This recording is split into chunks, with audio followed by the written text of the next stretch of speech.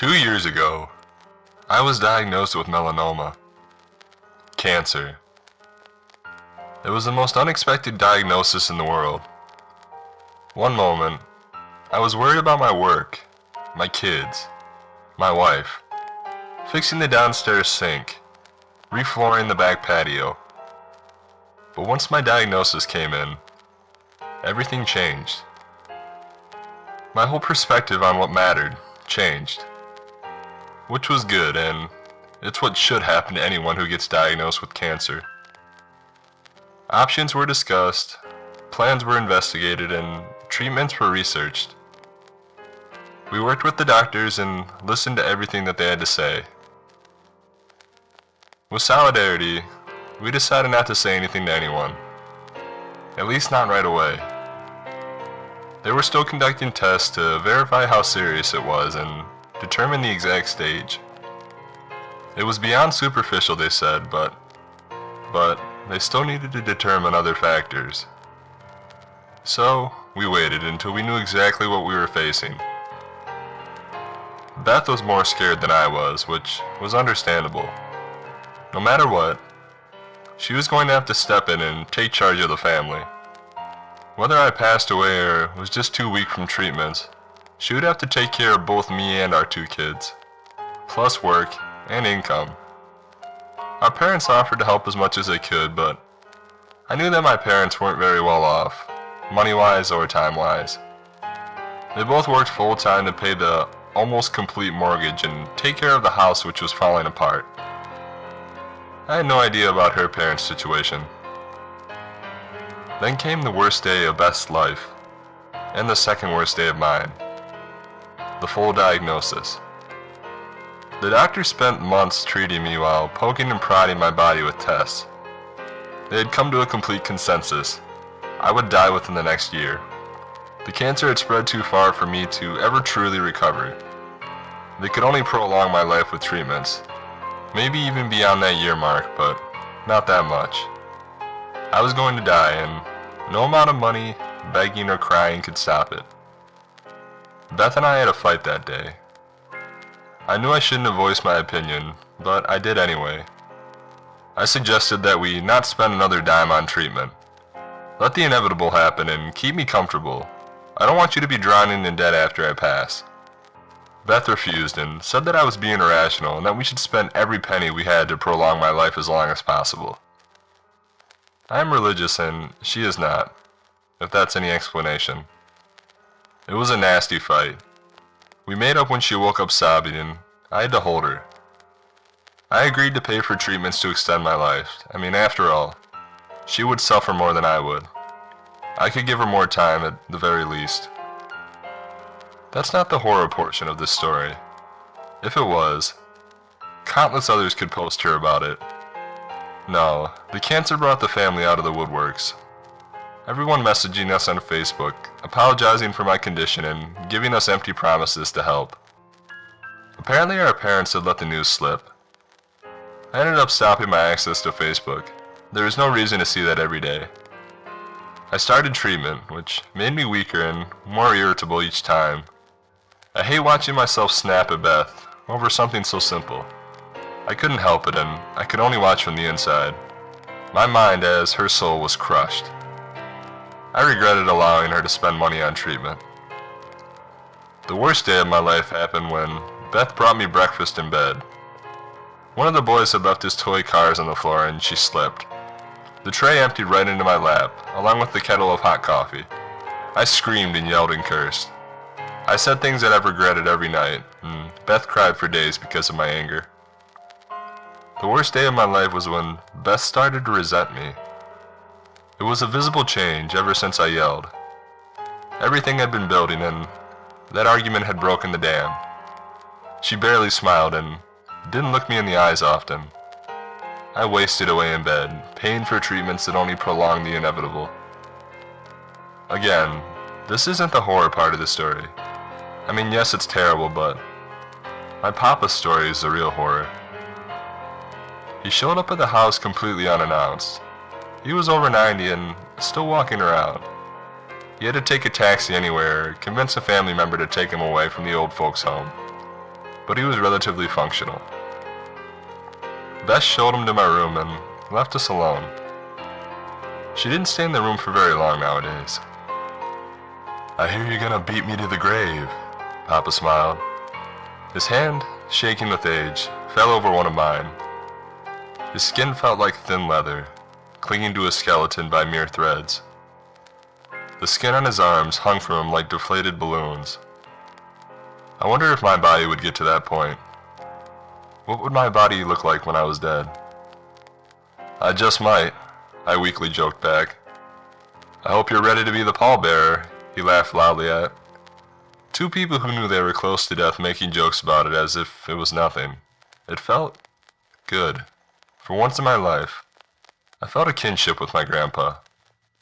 "How you feeling?" he asked, pulling up the rocking chair that Beth used to use for rocking the kids to sleep. "Weak, but that's every day," I said. "You're still up and going, though." "Yes, I fear that day that I become bedridden," he said quietly. His eyes wandered for a few minutes. I didn't say anything. We just sat there, the seconds leading us towards death passing painfully by. "I have a favor to ask," he said at last. Papa's gaze moved slowly from the window as if he had to force himself to look at me. That's new. Usually people ask if I need anything. "Yes, well, I'm old and I can't afford not to be blunt." That took me back to my arguments with Beth. I'd been blunt. I could afford to soften my words. It would be worth it. "What's the favor?" I swallowed. His hand remained on mine and clenched slightly when we spoke. It's an odd request. I should prequel it with a story. Or would you rather hear the nature of the favor? "I want to hear the nature of the favor first," I prodded, feeling slightly annoyed that he kept dragging it out. "I want you to be cremated," he blurted. My mouth dropped open. "What?" I'm a Catholic and cremation had come up, but I'd always firmly declined. Burial was sacred. "I want you to be cremated," he said again with a different emphasis.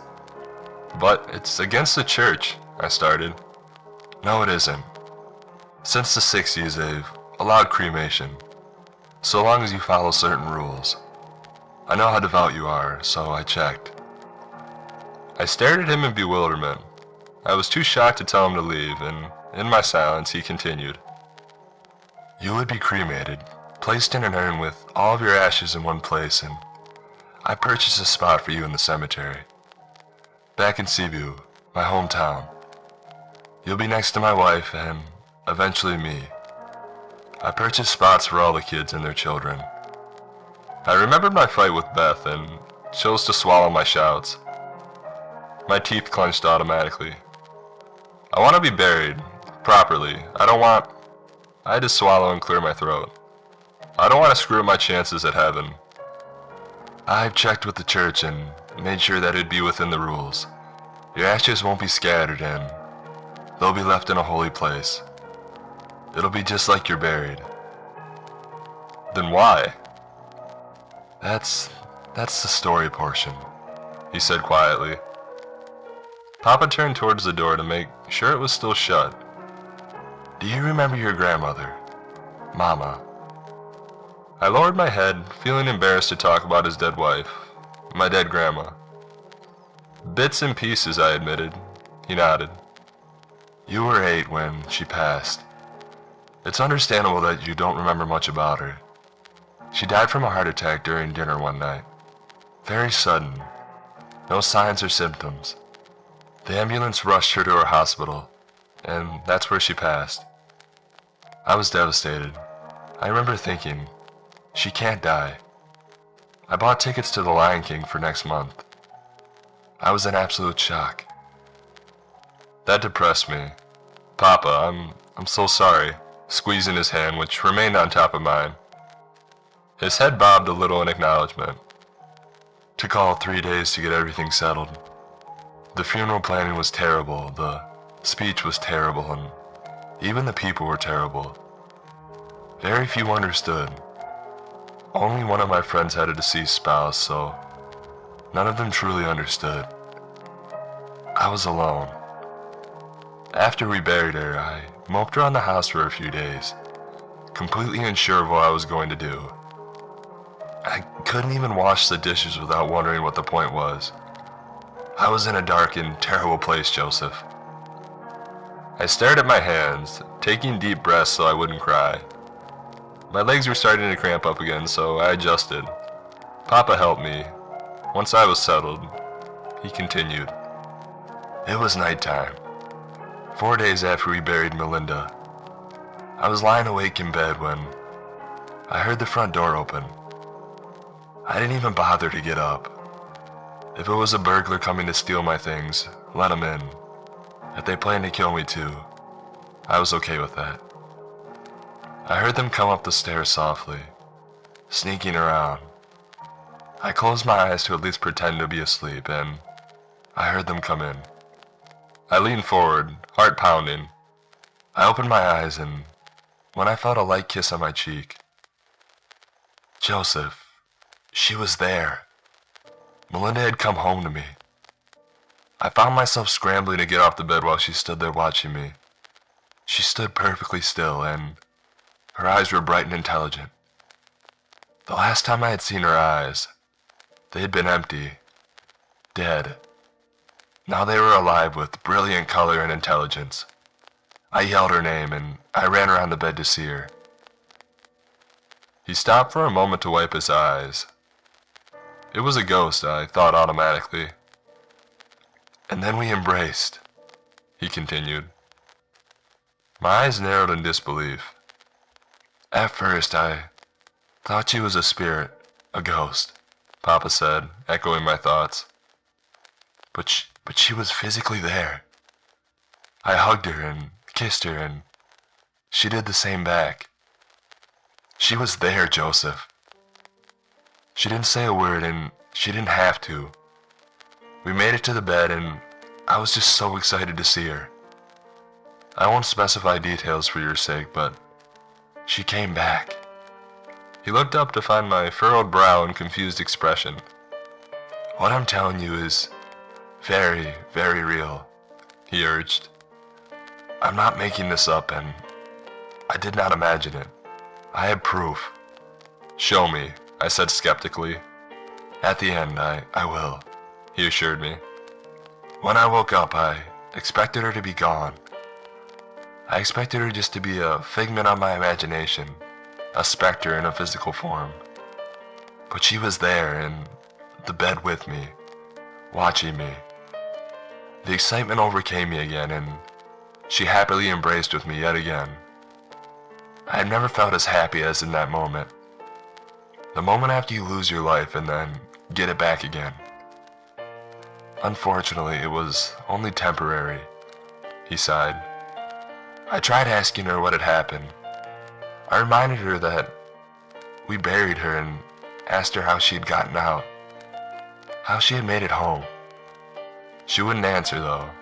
She just stared at me with the happiest expression. It was as if she didn't hear a word I said. I went to the cemetery that day and brought her with me.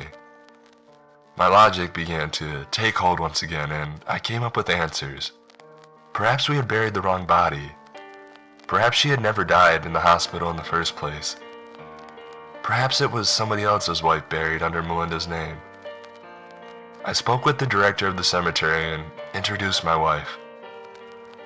He hadn't seen my wife's body, nor been at the funeral, so he had no idea what she looked like. But he was absolutely skeptical.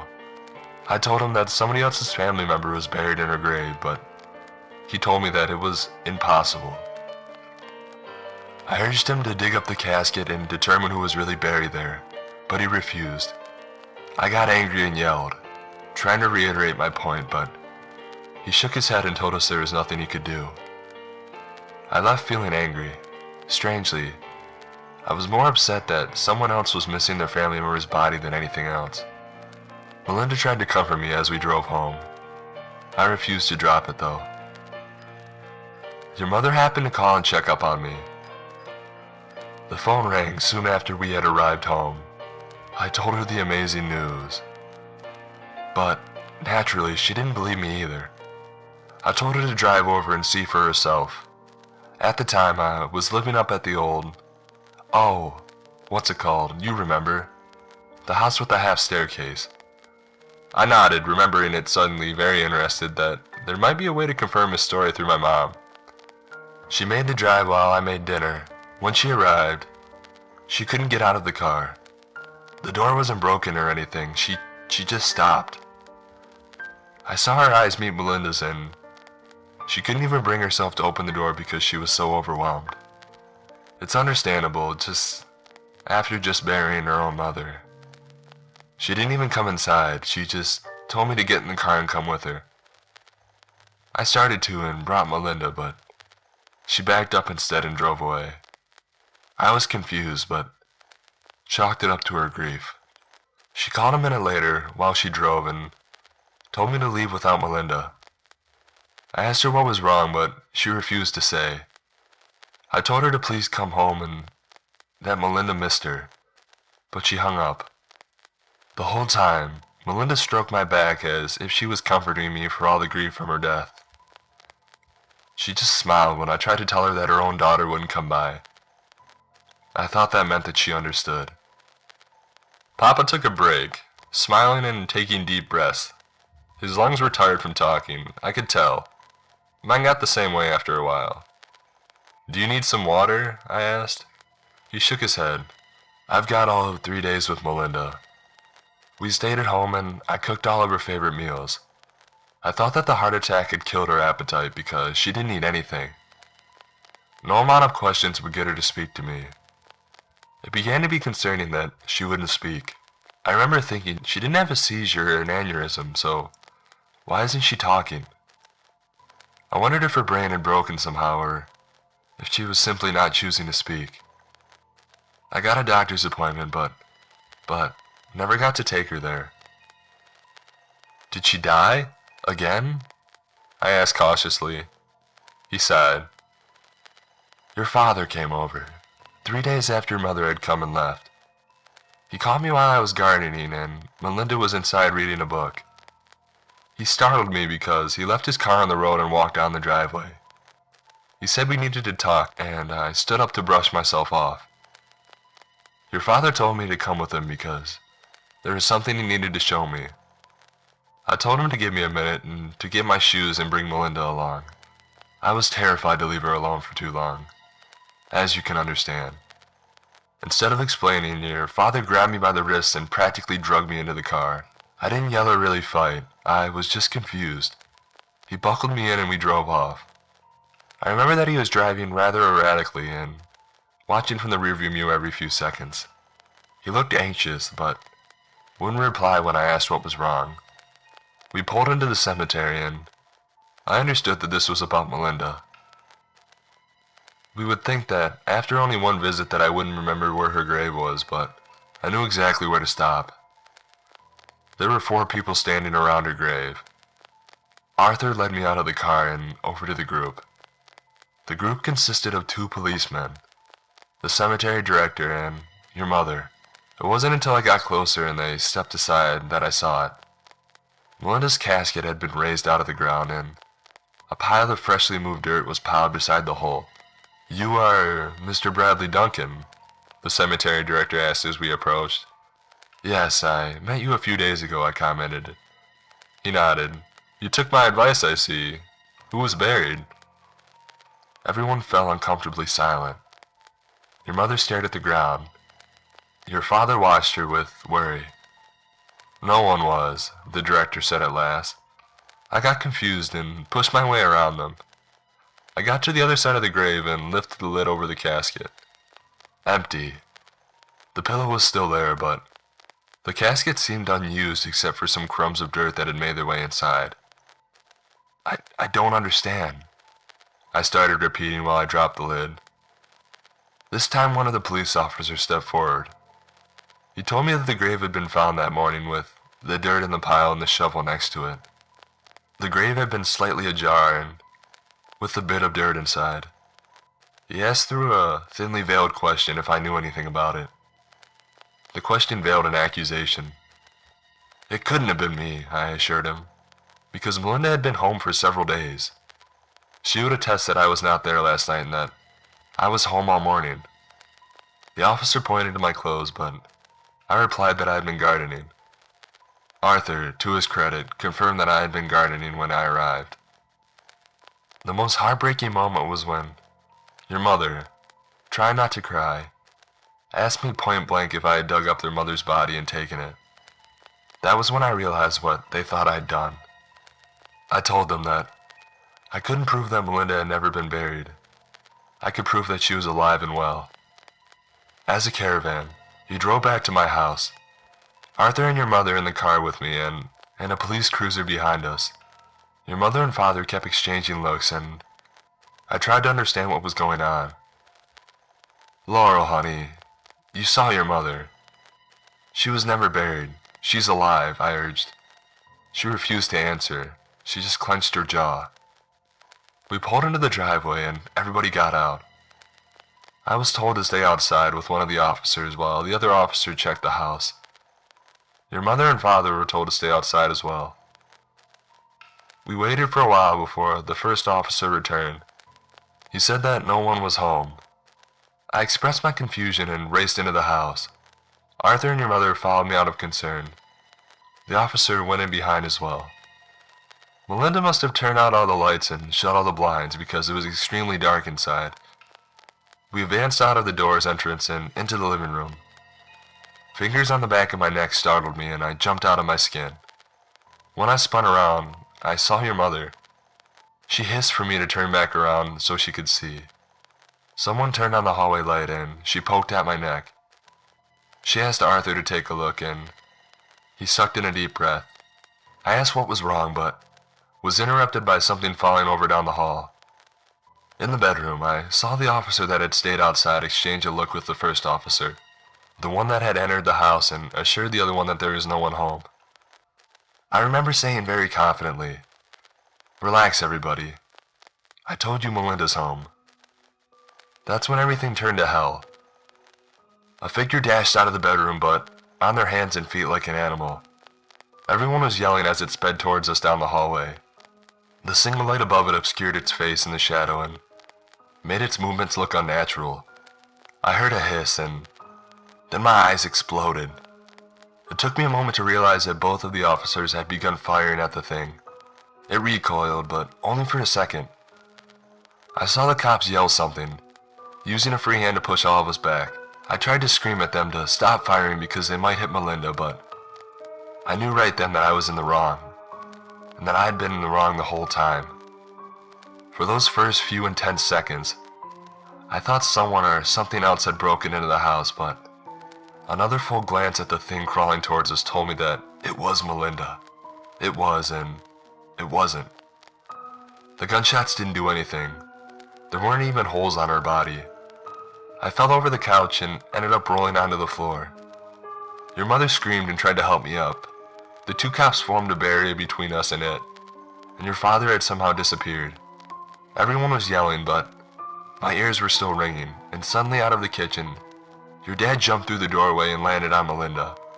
I saw her mouth open and she spun her head around to see what grabbed her. That's when I saw the fangs. 2 foot-long fangs that changed from her teeth into needle points, like a saber-toothed tiger. Time froze for me in that instant as I saw Melinda for what she really was. Time continued when Arthur plunged the steak knife into her back. The result was instantaneous. I remember thinking that he would anger it by stabbing, but instead it dropped like a corpse. The officers kept yelling, I think, and making wild motions with their free hands. Arthur stood and tripped back onto the floor, but scrambled back against the front door, his back to it. Melinda didn't move. I didn't move. Arthur was the one who stood up and kicked the body, much to the policeman's fear, but it was dead. I was numb, and your mother held my hand during the first few hours and even days. The policemen took turns throwing up. When my hearing returned, I could hear them wondering out loud what they should do. One look at Melinda's new face told everyone that it was not human. I still don't know how Arthur sorted it out. He spoke with the two of them for a while in the bedroom. After a few minutes, they both left. They avoided eye contact with the body as they passed by. One of them caught my eye on the way out, and then the door slammed. Arthur and your mother had a talk, and I was taken to your house for the next few days. Arthur stayed at mine. On the 4th day after everything happened, just when I had decided to pretend that Melinda had died on the proper day, your father came home. She passed your mother and knelt down in front of me. He said something to the effect of this: "I don't understand everything, Dad.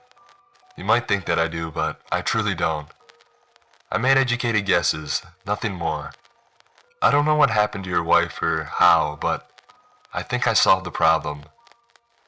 He took a small vial on a chain and handed it to me. He took a few deep breaths before we spoke again. "These are the ashes of her heart. The rest of her is in an urn. I bought a space in your hometown to store her ashes. In a week, I'll take them there to be stored, but I left these ones for you to keep. If you don't want them, I'll put them with the rest." "I took those ashes, Joseph," Papa said, taking his hand away from mine. My palms were sweating from his story. He lifted a chain from around his neck and lifted it over his head. He set a small glass vial in my palm.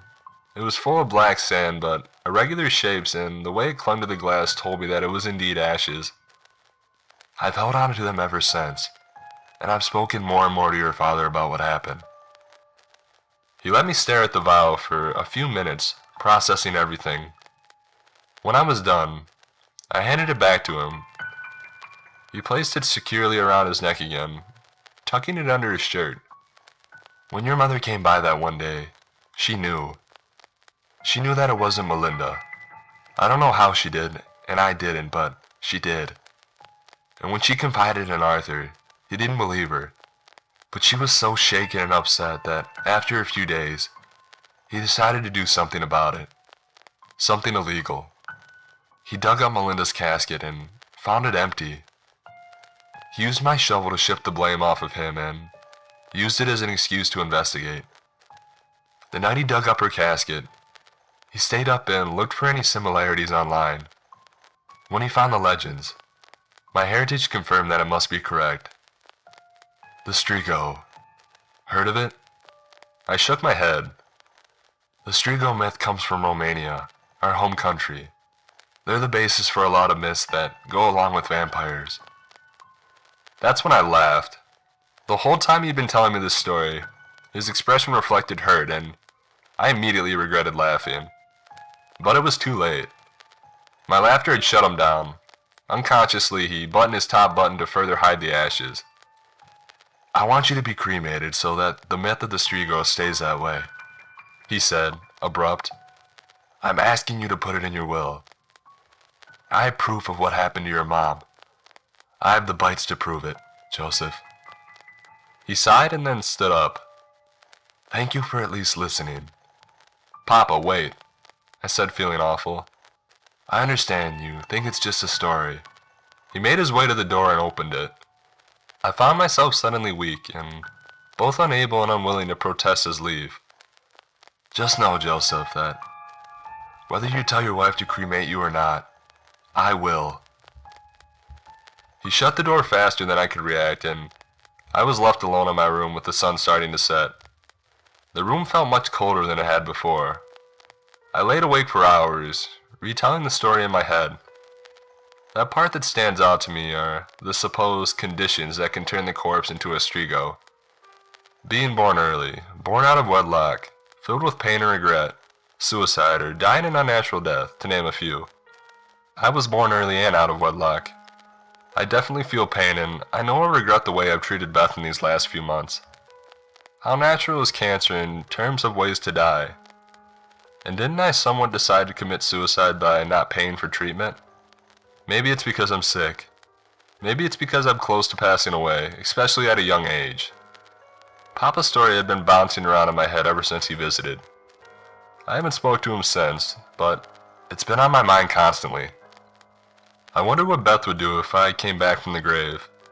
If I came back and just hung around with her and her kids, smiling contently during the day and stealing her life at night.